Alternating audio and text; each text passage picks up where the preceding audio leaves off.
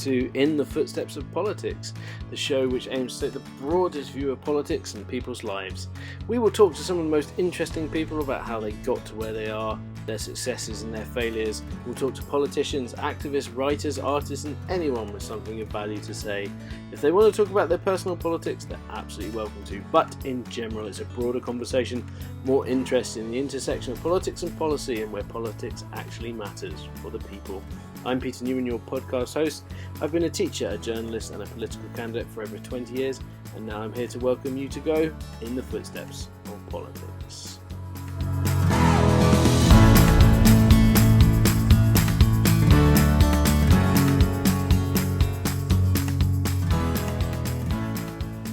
Welcome to another episode of In the Footsteps of Politics. I am very kindly joined today in his own home by Rob Gibson, former MSP, former teacher, author, polymath in general.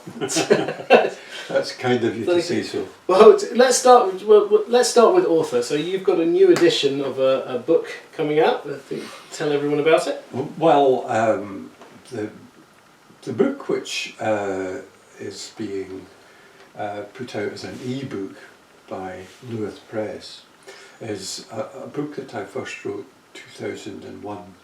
It's called Highland Cowboys now. It used to be called Plaids and Bandanas when I wrote it, and indeed it followed on from a show which we put together about the links between the Highlands and the American West, and it partly was spurred by good friends from Canada who are in a band called Cowboy Celtic, and they sing Western music, which is origins in Scotland and Ireland, and there's a lot of it. So we looked at it from this end and did a kind of band and story and song show. So I wrote the book about it after that. Was able to do some research in 2000 in Montana and in Wyoming, and so therefore I was getting material from there to add to all the Scottish end of it, because there's a very fine song by a man called Murdo MacLean, who, like many others, went to work in the American West, either as shepherds or cowboys, cowboys, shall we say. The word cattleman we'll think about in a minute. And he wrote a song in Gaelic about herding in Montana in 1905.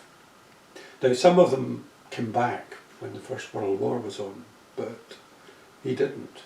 But he did come back, and he bought a small farm in the Black Isle.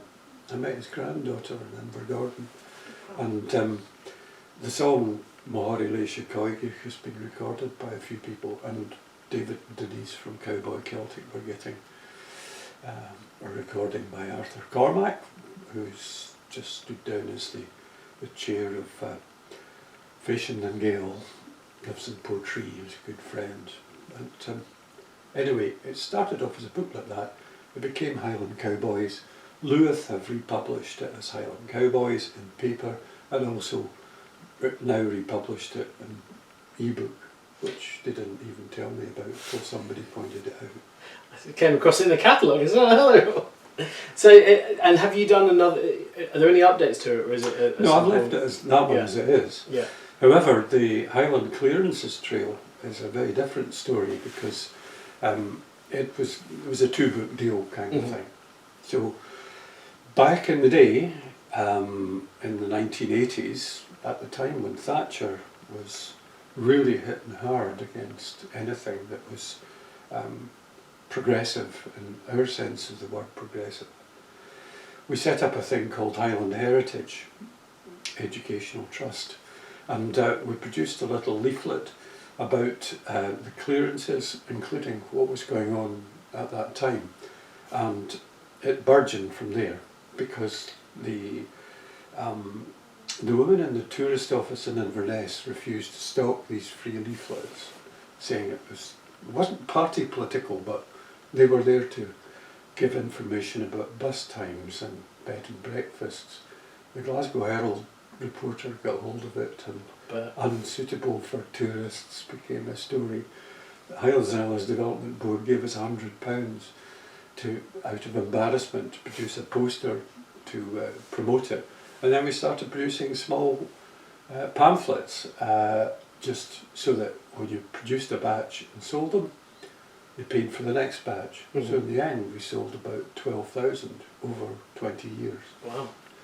But it was 5 times the size by the time that we were putting it together for Louth Press in 2006, and they republished it a couple of years ago with updates. So that's got updates, but you can never have enough, because people, I keep reading about things I don't know about, but it's generally a good guide, because as someone said a way back, it's a sort of green tourism, sending people to the places where these things happen.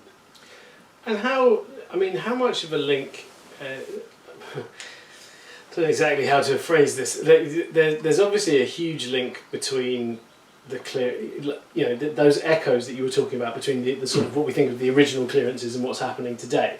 And I mean, how, as somebody who's so aware of history, how are you seeing these echoes just all the time, or is it?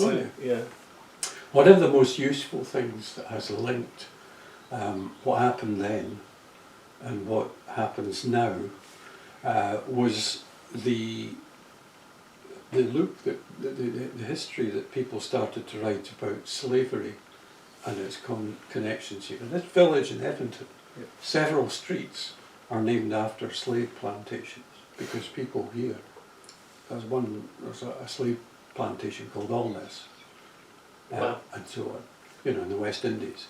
So we're talking about when people started to look at what happened when slavery was abolished and compensation was given to the slave owners. Yes.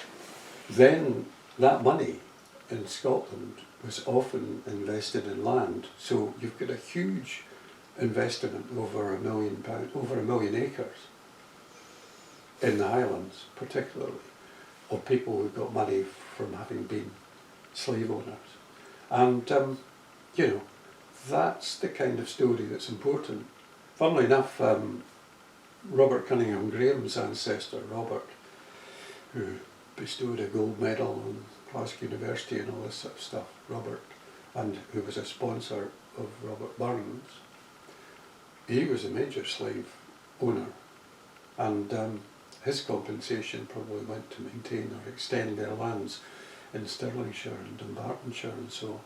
But up here, loads of land like that. Not the Sutherland estates, as far as we know, but the research that's been done is pretty thorough, around about 1834, 1835. So when you look at slavery and the oppression of slaves, the same attitudes worked exactly the same for the native Highlanders. Yeah. And it's a bit like, there's a great book by Caroline Elkins called The British Empire, A Legacy of Violence. And all of that continuous behaviour from the 17th century onwards to this day has created some of the worst problems in the world. And the Highlands, were full of people who were involved in these things. Take, for example, the Matheson family, who, as Jardine Matheson, traded in China and sold opium to the Chinese, Indian opium to the Chinese. Well, there's really called him MacDrug. He's the man who bought Lewis, the island of Lewis. His nephew, Alexander, bought Ardross here, and the whole of the west coast are in Plockton, huge estates, and Ardross Castle was built at that time, and also Plockton, the big house there, and so they continued the process of removing people or encouraging them to go to Australia, things like that. Well, it's interesting to me because I've seen you've got Tom Nairn's Break-Up of Britain on your shelf, and I was at the Break-Up of Britain conference to celebrate in Edinburgh not that long ago, and Clive Lewis, the Labour MP, was there, and he was talking about how the extractive capitalism that funded the empire, that drove everything you've just described, post-Brexit has now been turned inward on the UK state, which is what you're seeing via the water companies and these kind of like extractive capitalism where there's there's nothing other than the profit motive, and now that they've sort of sawn off their globalised arm, it's going to be the sort of, his analysis was the working class are the ones who are going to bear the brunt of it. Well, they are. It's difficult to disagree, I have to say. But actually, the important thing from us and looking south is that rentier capitalism is very, very important, because you notice in discussions like in the Financial Times that getting people to invest in shares is more difficult if they can make money from property. And that's, to me, a central issue about how we fare in the north here, because, alright, so we're at the end of the line in a sense, but that when people can buy property unseen, whether for recreation, shooting, or indeed perhaps growing trees or something, that all adds to the alienation of the remnants of the people who are here. Because about half of the areas in the Highland Council where you measure population are losing it fast. We've got depopulation officers now at Highland Council, which is one of the most Orwellian use of language, because it's pretty. I mean, it's pretty bleak actually. These sort of plummeting populations. And, well, you know, it was quite good to notice that, for example, the battle in the 1970s was about making sure that the West Coast schools were upgraded. So Plockton had been going for some time, but Gairloch, Ullapool, Kinlochbervie were all improved at that time, so that kids didn't have to go from the West Coast to Dornoch and to Galsworth and that sort of thing. To take a local example, and I know people, friends who used to go to Dingwall here, the Rossshire ones, and back in the bus in the evening of each Friday, you know, home. Whereas the ones before that, some of my friends had to stay for the whole term. Yeah, which is... Yeah, that was as bad as private schools in the south. Yeah. Because it makes the cut at the age of 12 for families, and the only road is out. So some of that changed. It did, and my head teacher is from the West Coast, and he was a Dingwall boarder, and they were weekly by that stage, but yeah, he's not that old, and there's a Who is that? I don't know. Norman Ross at Dornoch. Oh, right. He was from Gairloch. Yeah, right. Yeah, I for a couple of times I stayed. When I started in 1973, I stayed in Mackay Hostel, as it was. Was it Dingwall where you taught? No, I taught in Invergordon. Invergordon, right. And then after 4 years in Holness Academy as a principal teacher of guidance, which I remained for a long while. Love guidance. It was my favourite job. Loved it. They created it new in the year that I started in 73, and in 74 I became an assistant principal teacher of guidance in Invergordon, and I got promoted or whatever in 77, and I was there till 95 in Holness. That is a shift in one school. Well, nobody else would have me. Too many times off for SNP conferences, standing in elections in 87 and 92 and things like that. So let's go right back then. So where were you born? Was it a political family? What was the childhood? I was born in Glasgow. No, my immediate family, my father was a policeman, so there were no politics as such. But you know what right and wrong is, you know, kind of thing. Well, however, other parts of the family, because my mother had 4 sisters, so some of them were married to people who were socialists. One of whom, my uncle, was a potter, and that's one of his pieces of work. And he went off to London, but you know, they were people with different views, which I picked up and did dwelt on and built upon. And by the time I didn't get my full hire complement straight away from school, so I worked in civil service for 2 or 3 years in Ayrshire, and then I got to university in Dundee, so I was a mature student at the age of 22. Slightly more mature than the 18-year-olds. And my good friend Jim Lowe, who lives over in Inverness, he was straight out of 5th year in Arbroath High School, you know. There was me with about 6 or so years of some experience. A natural job. Yes. Indeed, an actual job. But that's important, because then moving into teaching was partly the idea of being able to choose where I worked. Because one of the things about the civil service was they would happily move you around every couple of years to places I wouldn't really want to be. But we don't need to talk about that.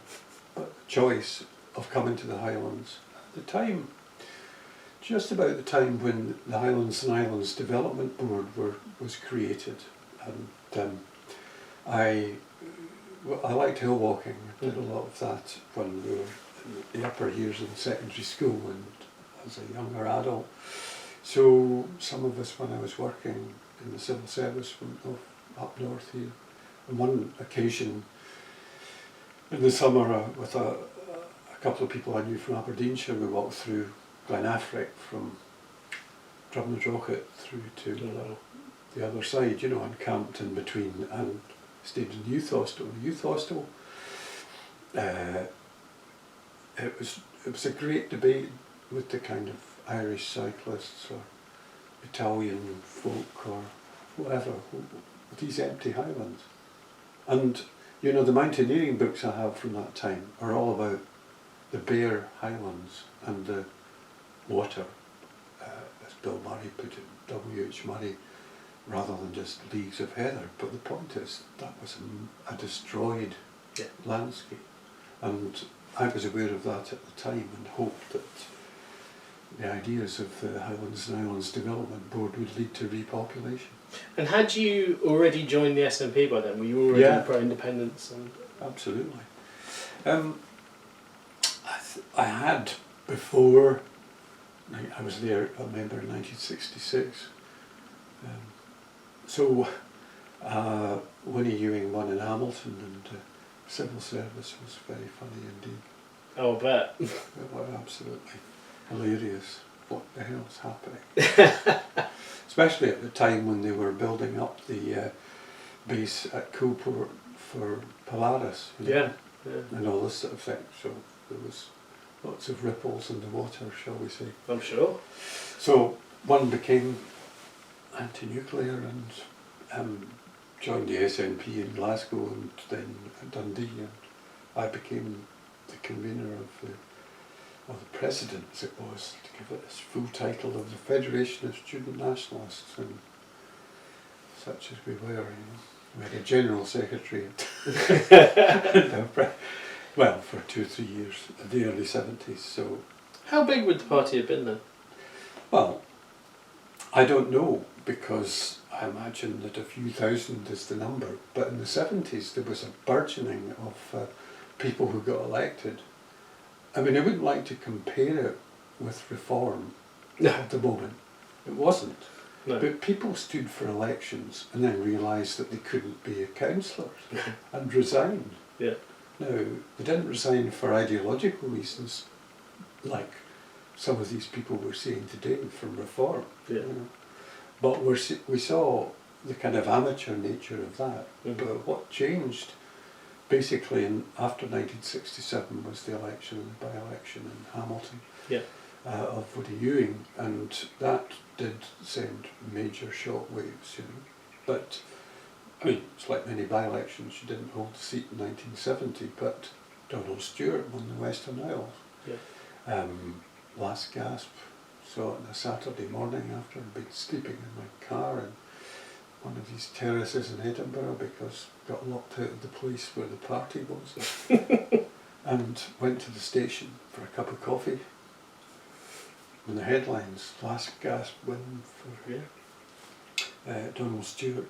So that period was full of, plus it led to, and Tom Nairn's part in this story is very important, oil was something we were highly aware of. Right. And the way that the Tory government in 1970 to 73 behaved, it was obvious that they wanted to exploit it as fast as they could.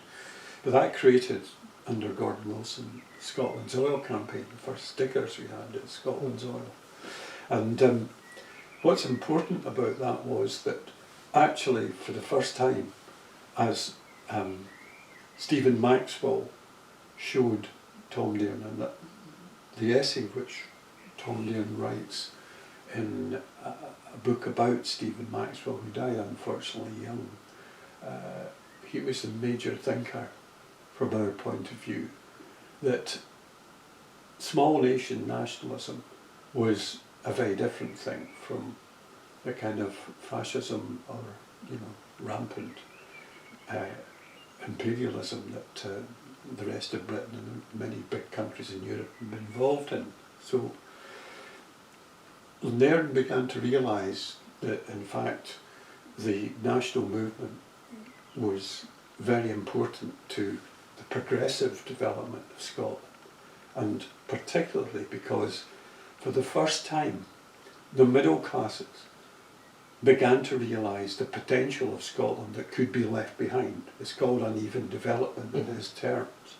And basically Stephen was saying to him, look, Scotland's going through this process, and therefore it's a form of neo-nationalism, which is what Break Up a Britain book's all about, and the recognition that small nation nationalism and the various versions of these, in particular the democratic ones, but also recognising the issues related to Northern Ireland and the Basque Country at that stage. It was an important thing. So he said in an important essay in the book, so how are Scotland and Wales in the same bracket? And he explores the range of people from the very old nations like Scotland, which had the civil society, the church, the laws, the education, these things, compared to Wales, which had been a colony for much longer than England. Excuse me a minute. And it's, I think that's... And so they're all on this spectrum. Wales is somewhere in the middle, so like Brittany is very much at the bottom. But lots of other people are in between, and actually the Catalans, the Basques and Scotland are at the top of that particular spectrum, because we are basically older nations, and Scotland much older than the rest. But it's important that the Tom Nairn arguments were understood by people, and they're not understood enough yet, because the idea of uneven development and so on, you have to then, when you look at it now in terms of Ukraine, or indeed Palestine, but Ukraine in the European context is precisely the kind of story that fits into the Tom Nairn analysis. And it's been my role to try and continue many of these arguments and with people in this day and age. Added to the Cunningham-Graham idea that progress is totally illusory, and progress depends whose eyes you're seeing it. Well, yeah, this is history being written by the winners again. It is, and so the whole question about progress, in the Tom Nairn modern Marxist analysis, is a very important way to see Scotland. So, I'm always intrigued by that, because the if you look at something like the campaign within the Chechens in Russia, or not in the Caucasus, and we seem to, as a political class in the UK, at the turn, the end of the Cold War, we managed to sort of hold pretty contradictory ideas in our head. That we were all for self-determination of small nations, unless they were attached to you, in which case, that voice shouldn't be heard. That's British thinking. It's quite convenient, isn't it? But it is, and that London-based outlook which hadn't come to terms. Adlai Stevenson talked about Britain had lost an empire but failed to find a role. Yeah. It's still the case. Yeah. And Brexit has just made that even worse, because any form of reasonable democratic process is cut off from London-centred approaches to politics. Yeah, I mean, it's a pretty. I mean, I'm speaking entirely personally, but I don't see how. Brexit strikes me as possibly one of the most radicalising, for both sides in a way. I personally found it just unreal. Like the thing that really pushed me to get involved in politics was the sort of outrage that this. Because by any metric, if 50% of your countries in your union of equals are voting against something and 50% of them are voting for something, surely the best you can do is maintain status quo. Well, yes. It's just. But I think you have to look at things. I mean, a historian is helpful. The USA has got an 18th century constitution. So has France. Yeah. So is Canada, thanks to us. None of them in Britain do not have fair voting. France has something about fair voting, but it can't cope with 3 different groups. No. So therefore, you need to modernise the constitution to be able to do that.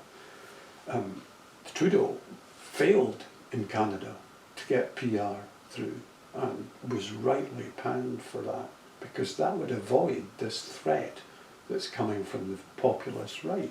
Yeah. If the USA was organised in a fashion with PR, we wouldn't be facing this. And Europe was the last bastion of a kind of democratic place. I mean, ironically, of course, Germany has fully, because the British, French and Americans organised it to stop them getting Yes. powerful. And I have some friends who are very anti-German yet, because look at them, they're just waiting.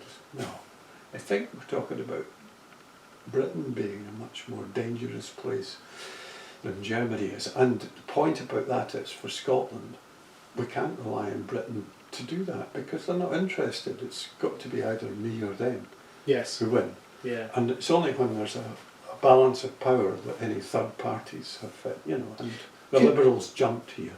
Yeah. And when I got elected to the constituency in 2011, people were saying, we're never voting Liberal Democrat again. Yeah. No, they did. But they didn't for a while. No, they didn't. Because they joined the Tories. That's the original sin. Well, small parties do get blamed. They for do, things. yeah, and that's true even in PR systems, isn't it? You get It it is, in Denmark. the Greens get blamed for everything. But on the other hand, Scotland's just at the mercy of that system, which, has become farcical. Yeah. And the Westminster view of politics is incredibly binary. Everything is a zero-sum game. It is entirely you win, I lose, or vice versa. They seem entirely. And it's the Buggins' turn. It's our turn now. Yeah, it just comes up with the rations, and you think, well, you might want to try making people's lives better, or do something really strange. There's a concept. You would, and I think in the past maybe some people in the Labour Party did try to do that, but again, because we didn't have PR, so in Glasgow and places like the west of Scotland, they were just an endemic establishment. Yeah. And breaking that with PR was very important for the SNP, but very important for Scotland. And therefore you've got a fairer system. It's just a pity that we have several different ones. We had about 4 different kinds of voting systems when we were in the EU. Yeah. And Britain's first, I suppose, and then we've got the constituency, and then we've got local elections with STV, which is good. Yeah. I have to say, I used to argue that the alternative vote was possibly fairer, but I've changed my mind. That's interesting. Yeah. I've changed my mind quite a long while ago.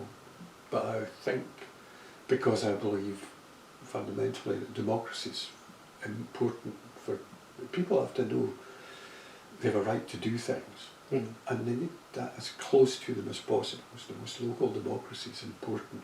So, if that's the case, then they've got to have a maximum choice.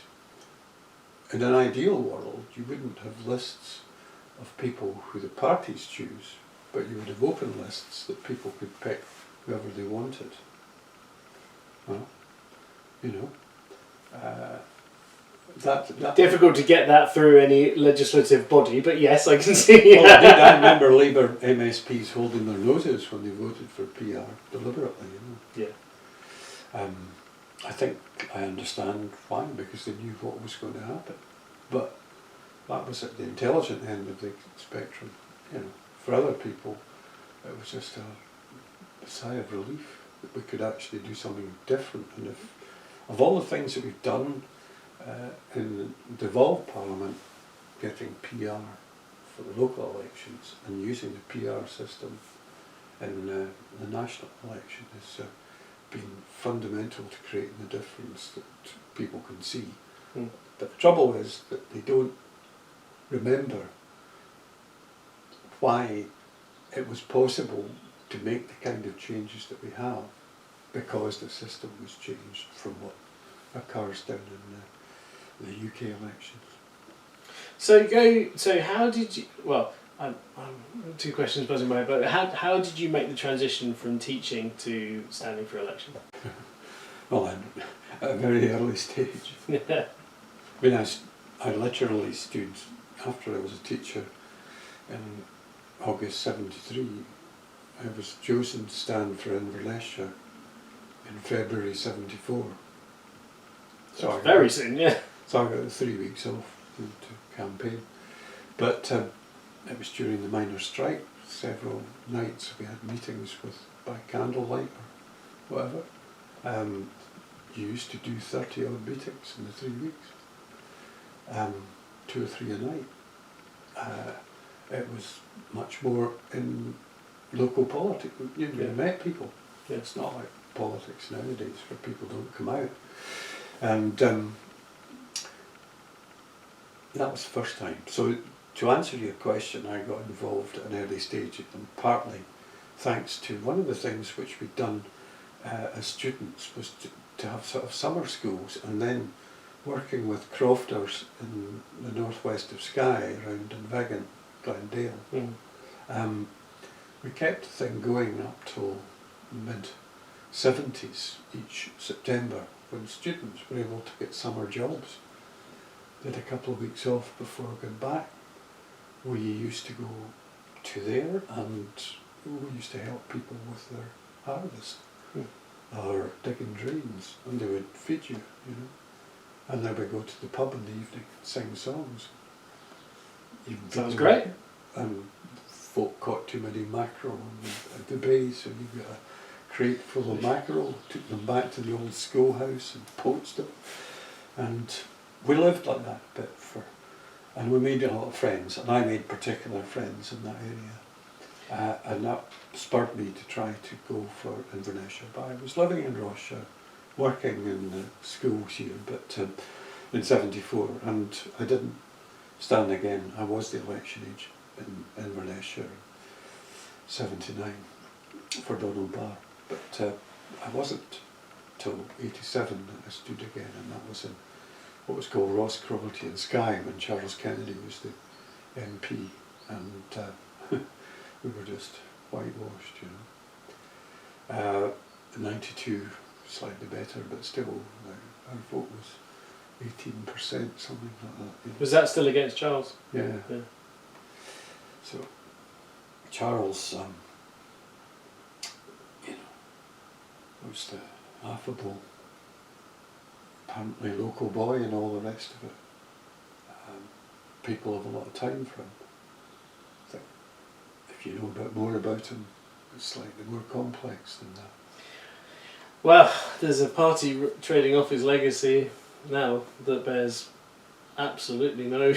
Yeah, but I mean, at the time when he came and joined the Social Democrats, he thought that Fort William was in the constituency because they were still deciding, and it wasn't. So he won hands down here.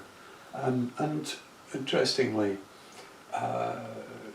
basically Russell Johnson before that, and there was a Liberal revival in the 60s, and Russell wrote a kind of Liberal manifesto, but as someone who had been did his national service as an officer, he was all in favour of the colonels in Greece, against the communists, and all that sort of, all pro-NATO, and so there was no nuances. Mm-hmm. There was no recognition that, all right, home rule and nuclear defence were both acceptable to the Liberals, but, it's the same today. I don't know if even a home rule is acceptable today. There's a current lot of quite... Certainly, we were talking about culture and things like that. We other people, Labour people and ourselves, set up a burn supper in the Parliament for MSPs and friends and so on. The biggest difference, and it was cross-party. Mm-hmm. The Tories were fine, Yeah. Plenty of people with a background, Labour people, ourselves. The Liberals were not interested at all. Interesting. Yeah, that's very interesting.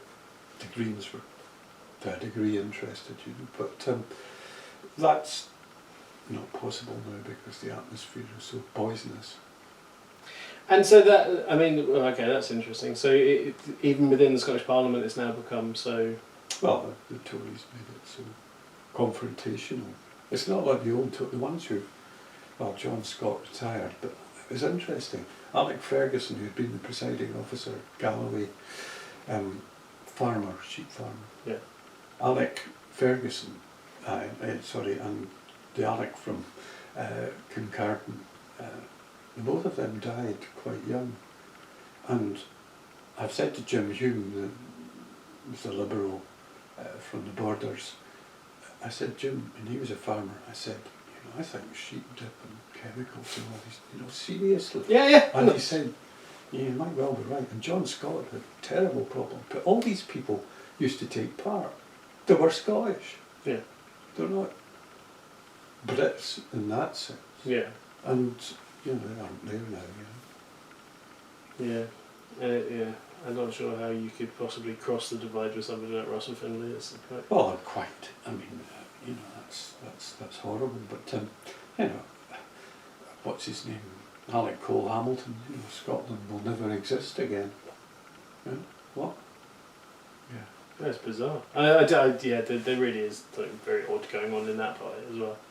But I have to say, some people who knew things in London at the time said that Charles Kennedy had to be convinced to take a view opposed to the Iraq War. Interesting. Indeed. Yeah. And, some people say that the SNP took a while to make up its mind.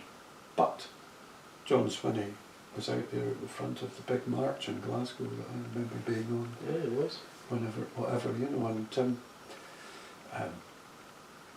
as a boy, he joined CND, and we had a number of things in common. We're good friends now, and we've always been supporters of John Swinney because his ability with economics and as a statesman is an important issue from the point of view of leadership. We don't need people with no background. He has hinterland, as they say in British politics. He certainly has gravitas as well. Yeah, he really... He's quite a good thinker. Yeah, it helps. and I think you've probably been at national councils or things like that. He's on fire at the moment. Yeah.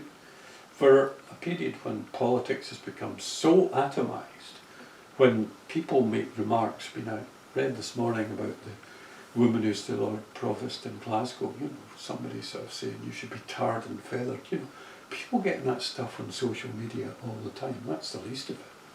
And these are people who would never, ever have been heard who say things like that in the past. What a pity, because it's suppressed. But what's the Pandora's box of social media has just meant that people's lives have been atomised, and that to me is one of the biggest dangers for community and for cohesion and for democracy, because it is destroyed by the atomisation. We can see that with the MAGA in the USA. And reform. I mean, there's never been a shortage of people accepting simple answers to complicated problems. But boy oh boy, if you can have it pumped into your brain via your smartphone at all times, it is. I would suggest, as a former teacher, you would be horrified by how many, but I suspect unsurprised by how many young people can parrot out Nigel Farage's lines. And yeah, that's the problem. And someone was talking about a series on the telly recently where the adolescence thing. The lessons thing. I don't really watch the telly virtually at all nowadays, but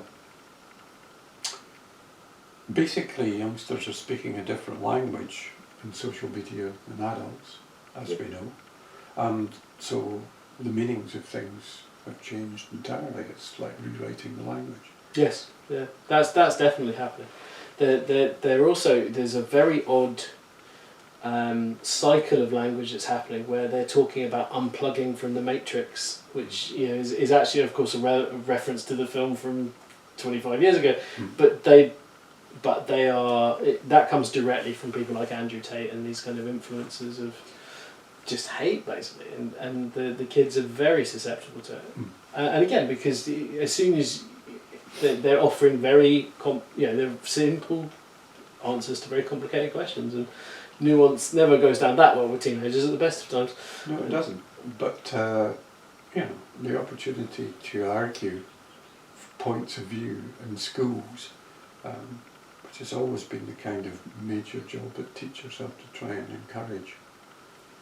Not just give them facts, but question what the facts are about and how accurate the facts are, and to be able to argue your point of view. It's one of the most wonderful things in the Highlands is the development over the last 30 or 35 years of the Fèis movement, where youngsters were encouraged to play their own music and to compose new music in those veins and others, and the cross-fertilisation technique, America and Britain and Scotland and all the rest of it is a fascinating part of that. But what it's meant is that when now the Fèis movement started to say, you've got to introduce your songs and your tunes and say what they're about. And kids love playing, and we've gone through a period when the folk revival was about songs. Much more strongly now, it's about instruments. And singing is quite it's quite a naked sort of thing to do. I know that. It's the reason I've got a guitar in front of me usually. But all the people who are doing that are learning to say what it's about. So they have to think what they're saying, not just parrot it. And you need to have that in other walks of life, because if you're employed, what's an employer looking for? They're looking for people who ask questions. You've got to find a way that folk naturally have places where they can do that. And an enormous amount of the jobs that they're going to be doing, which haven't been invented yet, are, I suspect, going to be fact-checking AI and understanding to question and shape and all of those things. I imagine teaching's going to have to do a lot of that. Definitely, yeah, that's already... In the process of downsizing from here, I've been to the recycling centre with 10 bootloads of paper so far. Because over the last 40 or 50 years, paper, there's no longer. People don't even read books.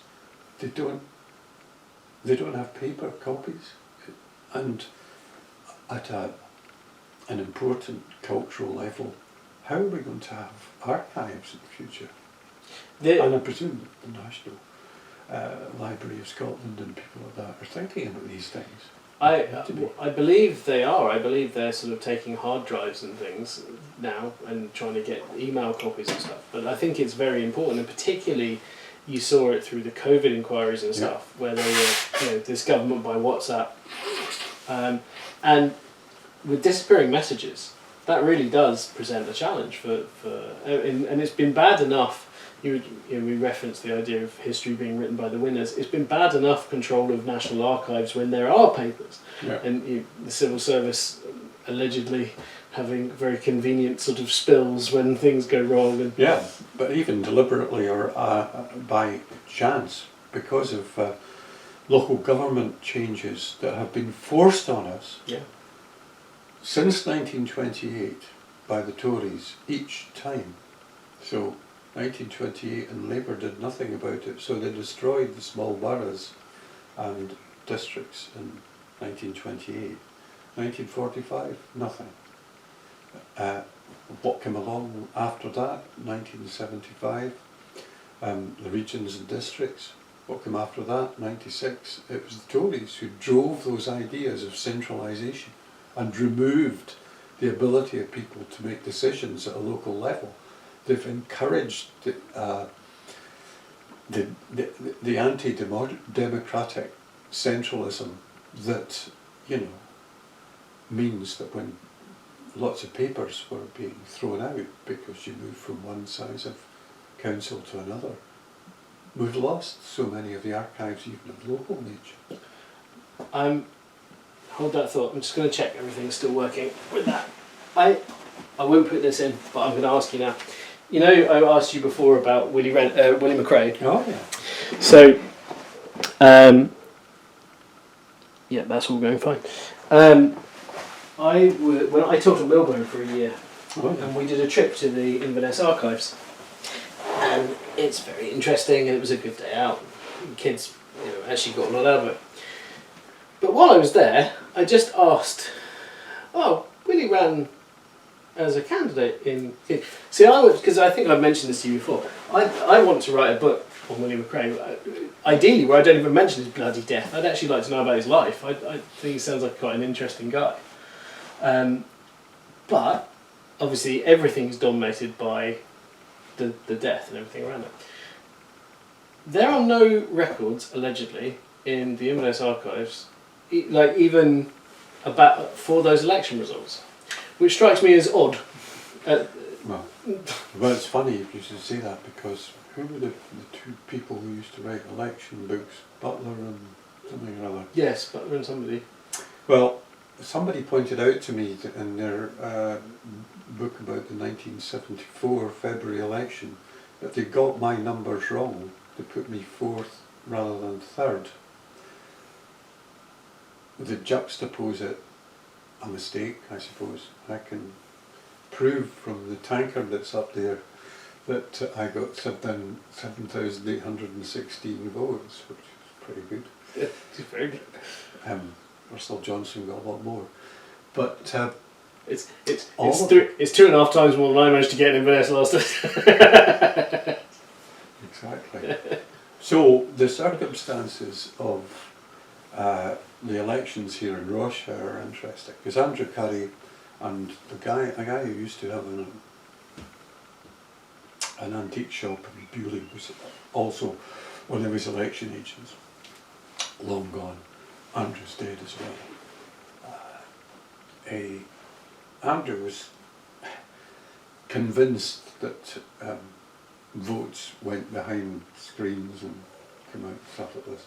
Anyway, Willie didn't win by 1,000 votes, and Donald Barr in October '74 didn't win by 1,000 votes in Inverness, and Tom McAlpine in Lanark was about the same. So there were people who were very close to being elected. Mm-hmm. I mean, 1,000 votes, because Inverness is a huge, much bigger constituency then than probably it is now. But because everywhere from Abbeymoor to Skye, was involved, and Lochaber too, So. Yeah. But in my day, I remember those, because I voted for Willie McRae in Glasgow.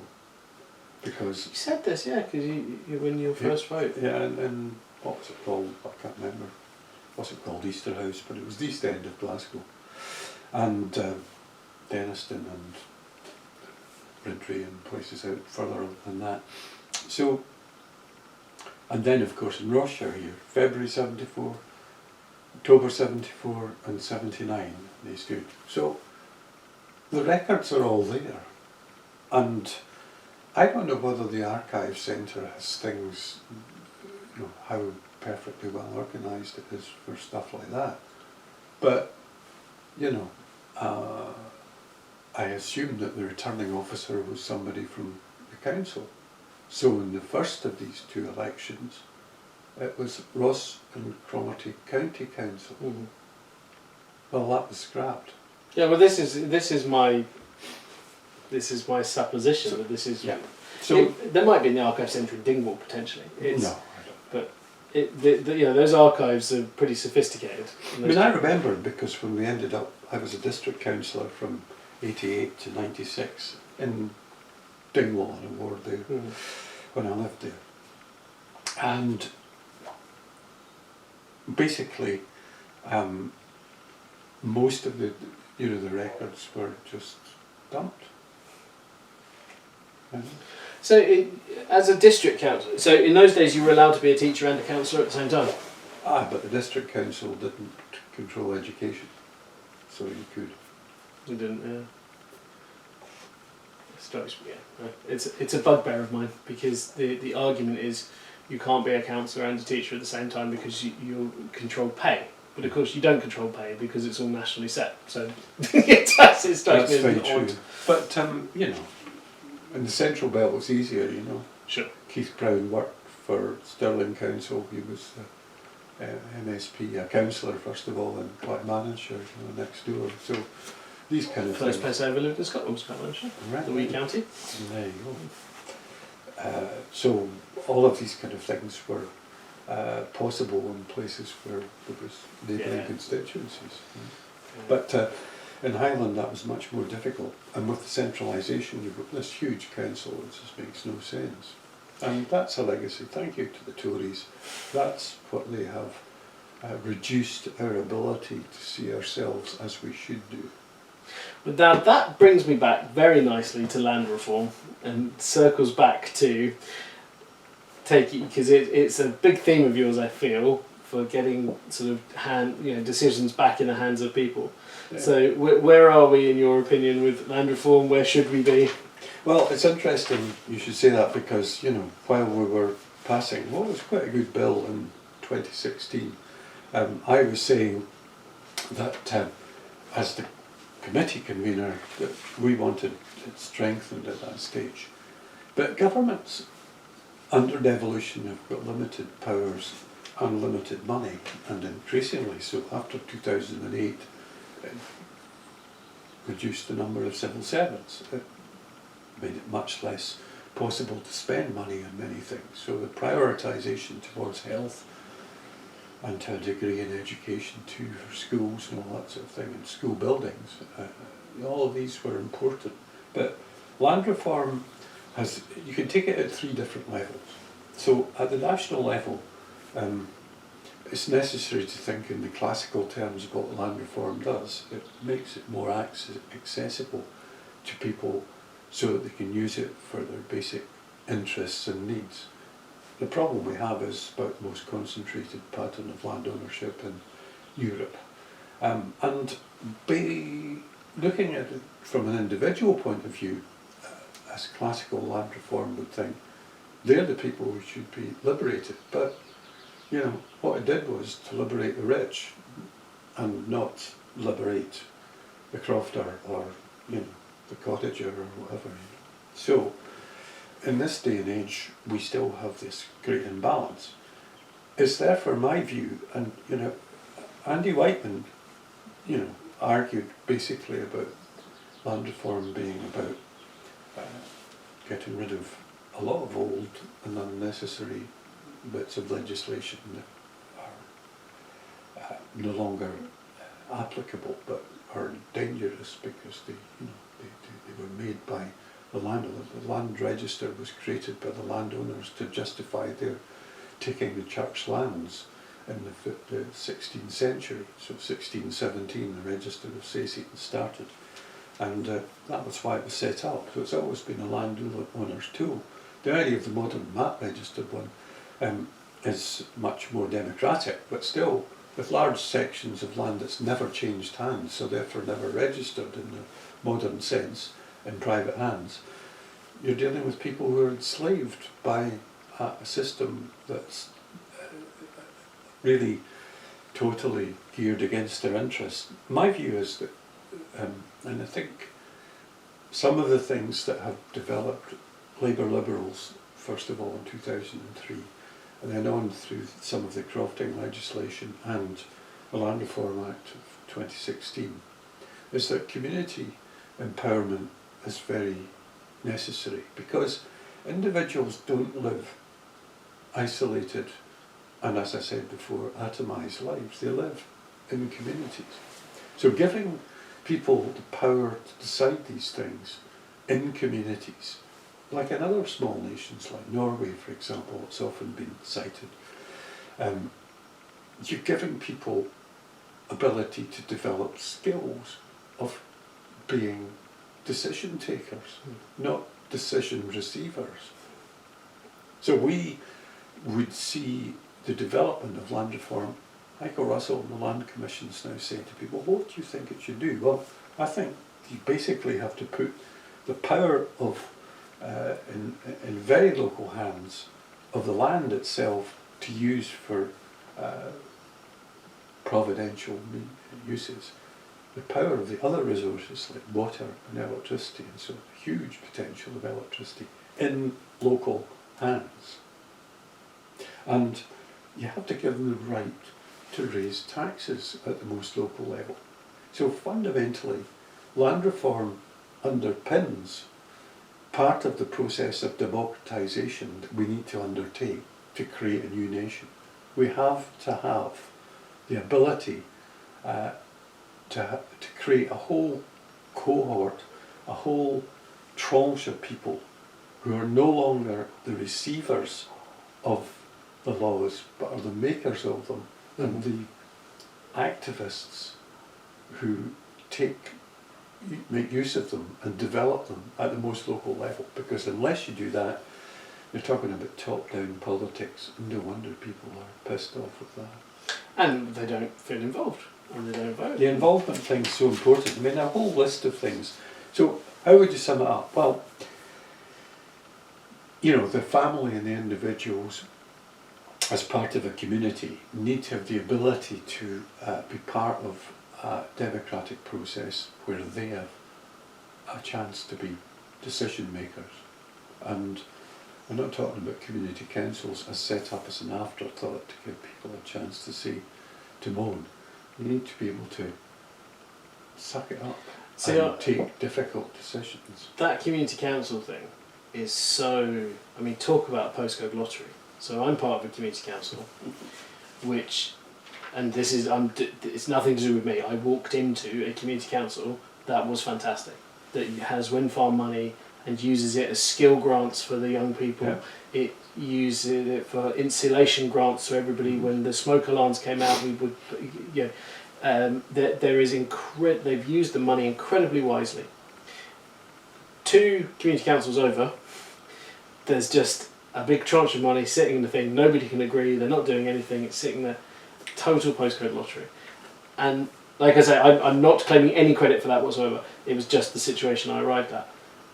It just can't be the system where it can be that, you know, there are community councils sitting on hundreds of thousands of pounds and doing nothing with it. I can't remember if Halkirk's still one of them, because it's a huge amount of money they have. Yeah, exactly. But other ones like that, I mean, in this ward here, in this village, the Gultern Community Council has got a lot of money shared with Ross, which is even more, and Allness, and hopefully if there are any other developments, it will be shared with Invergordon as well, because it really needs the ability to make these decisions. It does. But really, it's a make do and bend, do it yourself approach. Absolutely. To try and find ways to make developments with local funds. What you need is local government. But at the local level, if 2 or 3 community councils were able to employ a community officer, not the guy that sweeps the streets, but they need that as well. Yeah. But you need someone who acts as a sort of little community clerk, Yeah. who's got the skills full time to, show, to manage this sort of thing and to make it quite plain that it's there to be spent. Because community councils can't own property, and yet some of them do. Fortunately, passed on to some others locally here. But that's why development trusts were set up, to try and get access to cash and to do things with the income that's coming up from the likes of wind farm funds. And these wind farm funds are far smaller amounts of money than they should be. Yes. And no wonder there's a backlash against big energy. But actually, it feeds into the whole story of the nation. If you happen to have a resource, where does your food come from? It's not here. You need to bring it here. It needs to be grown somewhere else. Meanwhile, we're growing malting barley. Meanwhile, we're seeing one distillery at least starting to lay off staff. We had that in the 1980s. There's far more of that. The imbalance between, it's all very well in another supermarket if it's not been hacked or whatever, cyber attacked. What we need is people able to use the resources to make the basic things that are needed in life work. And you also need, you're absolutely right, but we also need that backlash against big energy, which you're right, some of that is very, very understandable. Some of it is people, let's be honest, people who sound like me, who have moved in and who don't want their view spoiled, and we'll talk about an unspoiled view, and you think, well, it's not an unspoiled view, what you're looking at is a denuded landscape that was cleared, that you like because it sits on a chocolate box tin. Yeah. That's not, there is actually a happy medium to be... Well, that's right. The problem, I keep saying to people here, because they're going on about new proposals or upgrades or whatever, don't talk about the industrialisation of Highlands. That happened 200 years ago. What you're looking at is a wasted landscape, a man-made waste. And the fact that you don't understand that leads you along the path to thinking this is an imposition. Yeah. Well, when the Hydro Board was set up, and they took power to the glens, but power from the glens, in the sense of the water to create the electricity, everybody paid the same price for electricity. So it meant in Dundee and Aberdeen, and Buckie and Elgin and Inverness, people might have paid a bit more than it might have been if they had just had very local supplies of electricity at that stage. But it meant the money was available to take the thin lines of copper up the glens. So that's all been lost, that concept, as we know. And people have lost the idea that that's how it should be run. Yeah. And in particular, London doesn't want that. No, so we used to live in Kinlochleven, and there is a fantastic book that the kids produced in, must have been 1995, I think. It was 100 years since the opening of the dam was. And it was, they've got these testimony about the electric city of Kinlochleven, where the navvies were walking over the hills and coming into the first electrified place in the whole of Highland. And it was just, and that hydro dam is now a tourist attraction that people go and visit. Yeah. And it is in its own right something incredible. But you're right, dynamic regional pricing would, a lot of the kind of, even just us not paying the highest transfer fees in Europe would be enough to blunt a lot of the criticism. Well, I think the answer is that we need a Scottish tariff, and that way you would set it at a level that it was fair, and there wouldn't be this business of thinking that some people are having to get it cheaper than we are. I think you need a uniform tariff. and I've got some doubts about that kind of pricing approach. Mm-hmm. There is a problem. There are some problems with it, but the point is that people should be empowered by a system of electricity that's actually a national system. It'd be interesting to see how it's done in some other countries, but they're not. Well, Norway to some extent, sure. Similar. The Basque countries somewhat similar, but we aren't. We're in that position. But this is such a great example of why you need independence, because we have no say over this. This is all set by. It is the ultimate example of all the responsibility and none of the power. Yeah, it is. I think that I think we need to have a different set of arguments at the moment, because the Tories have been quite smart. Helen, what's her name, in Bewley, Crawford, one of my former pupils in Alness Academy. Is she really? Yeah. Always knew she was a Tory. Interesting argument to reinforce the idea of being put upon. And the map that shows the different aspects, which in the West Highland Free Press they're just sort of saying, well, it's missing out things like the work camps and all the rest of it that people around Broadford are moaning about. Oh, hey, we had work camps for the hydro boards, People were desperate to actually get electricity. So if that's the case now, I have an argument that says you need to have every family doing carbon audits of what they consume. Yeah. Because as soon as you switch on your computer, as soon as you order something through these online sales, you're creating a system which is hugely electricity intensive, and you are using big amounts of it for your live map. You need your live map actually is one small view of things that are going on, but in London and in Glasgow we need up these carbon audits as well, so that people can see what they're actually spending. And I think when you've got a balance of views, you can debate it then. And I have a huge sympathy. I don't know if you know Kapka Kasabova at all. No. She's a Bulgarian writer who lives at Kilmorick.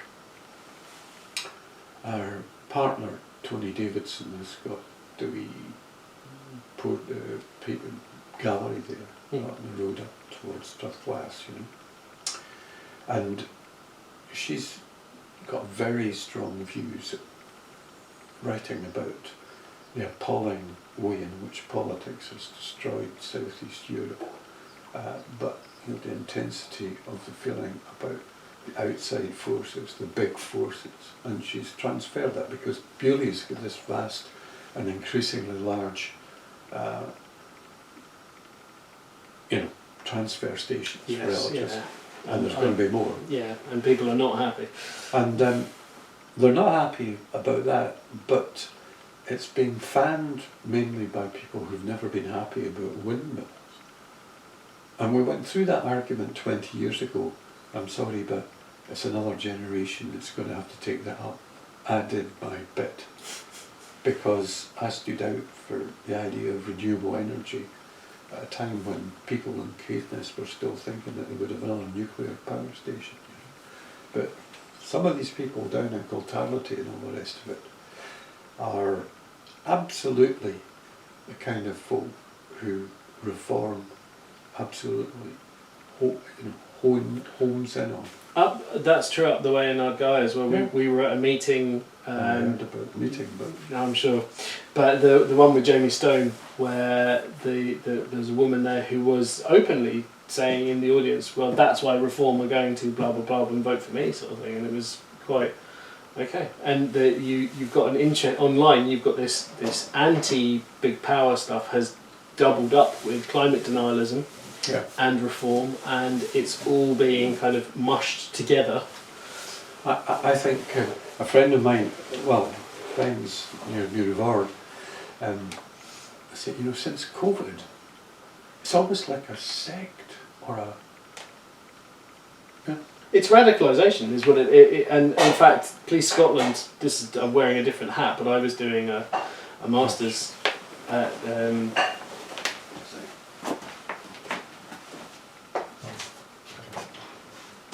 We're having a barbecue later. I will get out your hair soon, don't No, well, you don't need to.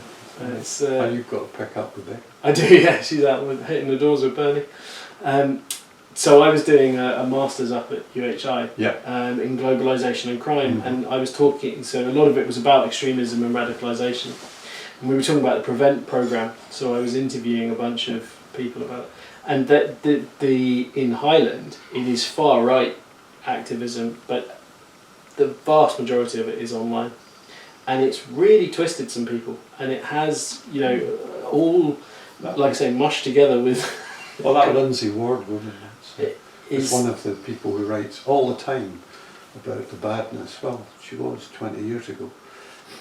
Do you know her? I only know her by her I've letters seen in her the at a paper. public meeting at one point, a long while ago. Yeah. A radio thing that she came and asked questions at or expressed her views about things.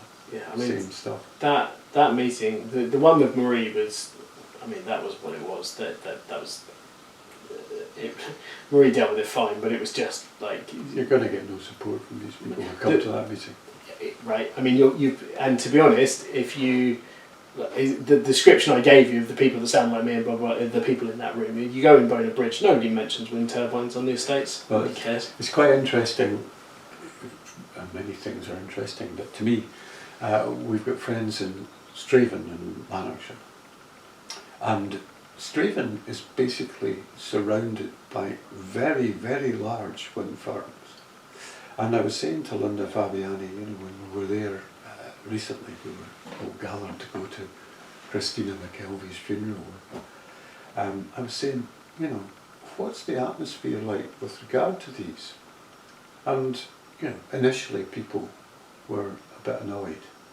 But actually, nobody mentions it now, and I presume that there's quite a bit of, money that comes into local communities. Thank goodness. And it's not like that here. It's right on the edge. The kind of Sutherland area is quite difficult, but there's a couple of things that have got to be said.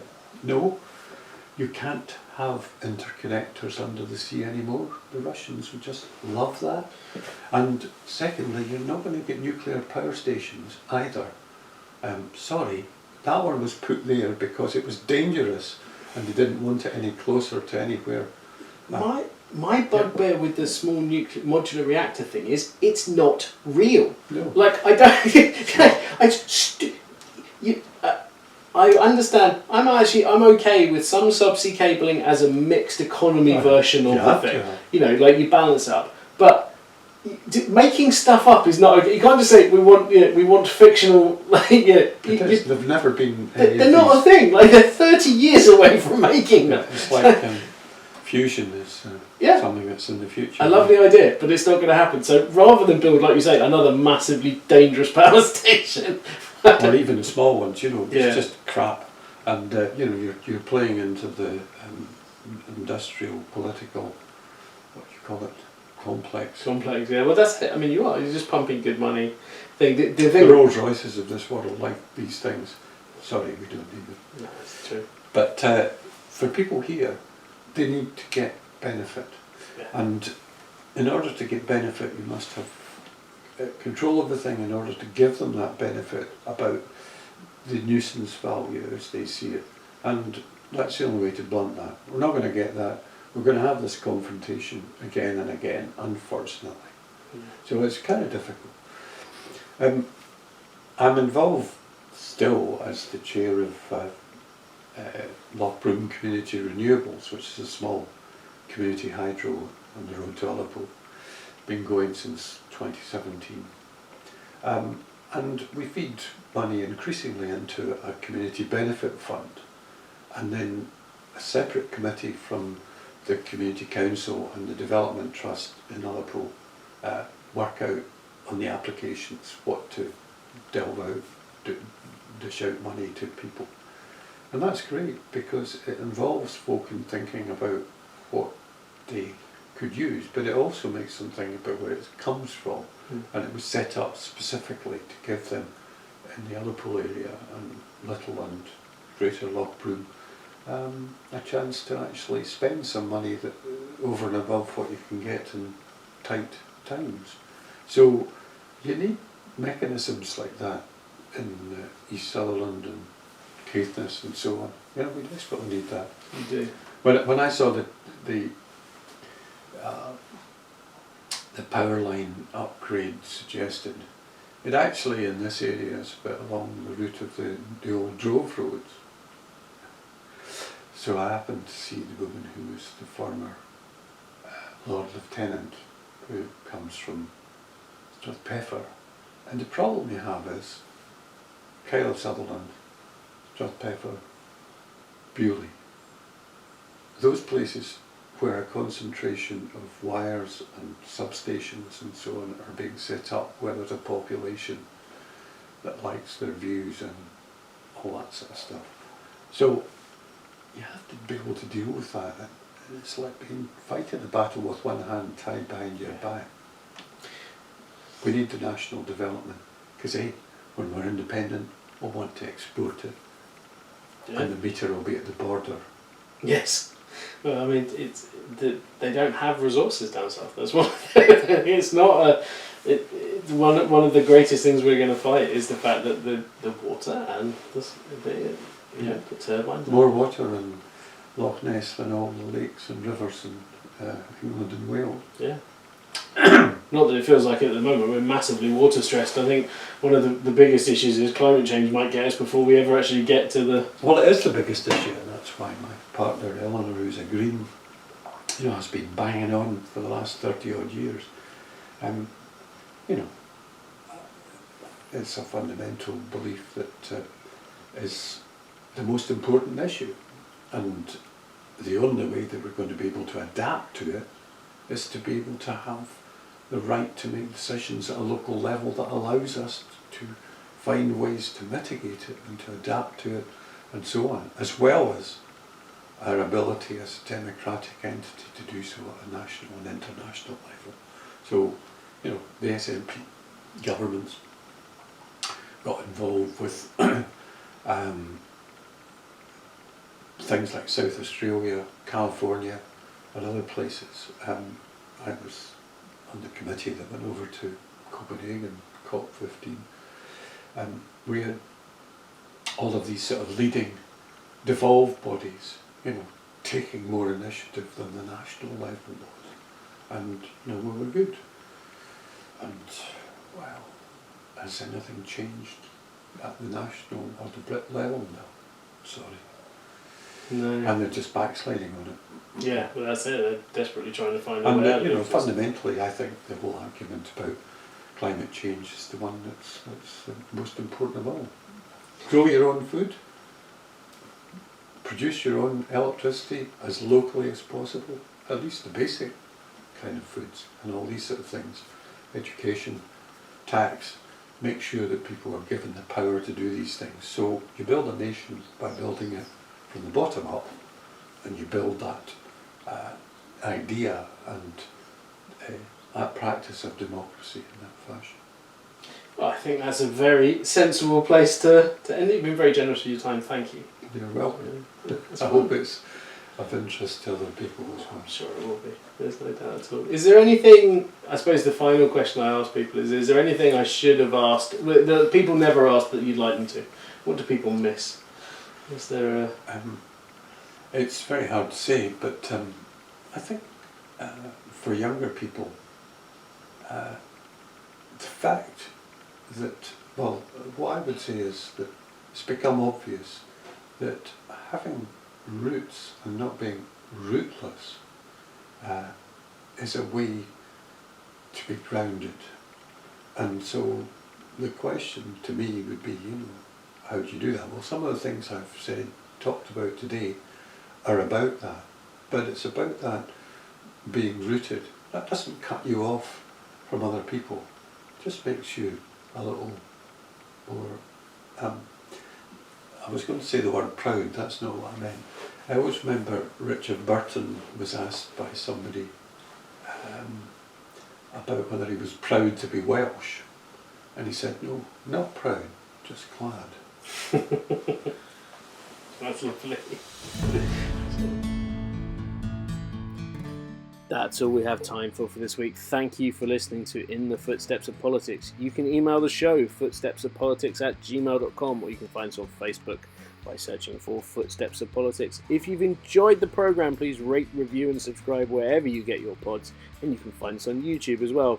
In the Footsteps of Politics was written, hosted and produced by me, Peter Newman, and the music was Joyful Footsteps by Ukrainian producer Diamond Tunes, who you can find the links to in the show notes.